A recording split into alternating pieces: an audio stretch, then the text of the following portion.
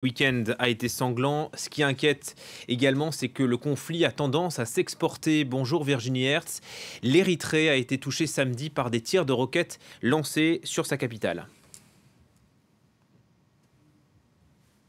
Oui, absolument. Et d'ailleurs, les autorités tigréennes revendiquent ces frappes contre l'Érythrée, estimant qu'il s'agit d'une cible légitime. Alors pourquoi? Parce qu'elles estiment que l'Érythrée soutient l'Éthiopie dans son offensive militaire. Alors pour le moment, Asmara dément. Ce qui est sûr, c'est que depuis 2018, l'Éthiopie d'un côté et l'Érythrée, qui étaient des ennemis jurés et qui se sont combattus militairement, sont désormais des alliés depuis 2018, d'ailleurs, ce qui a valu le prix Nobel de la paix au Premier ministre éthiopien Abiy Ahmed.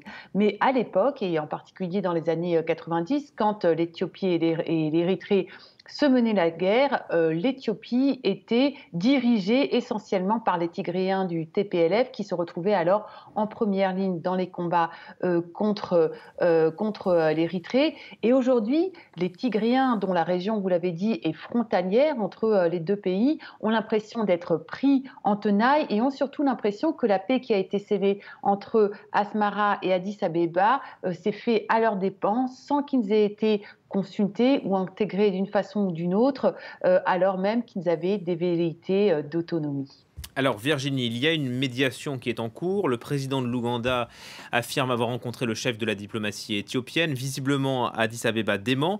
En quoi ce conflit peut déstabiliser la Corne de l'Afrique?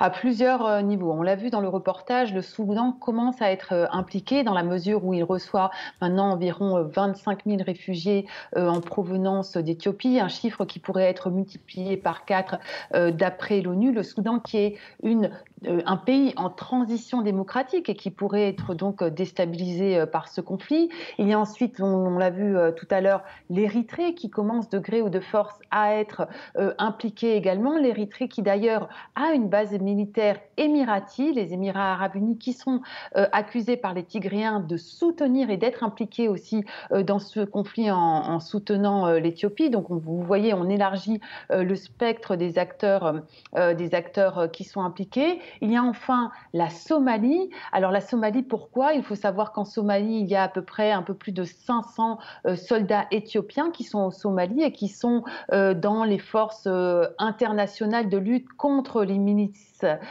islamistes Al-Shabaab. Et on craint que les Éthiopiens ne retirent leurs hommes pour les impliquer dans le conflit dans le Tigré et que donc les miliciens islamistes profitent de cette situation également. Donc vous voyez que ce conflit, pour le moment, théoriquement local, peut avoir des implications effectivement régionales. Alors, est-ce qu'il y a médiation internationale ou pas?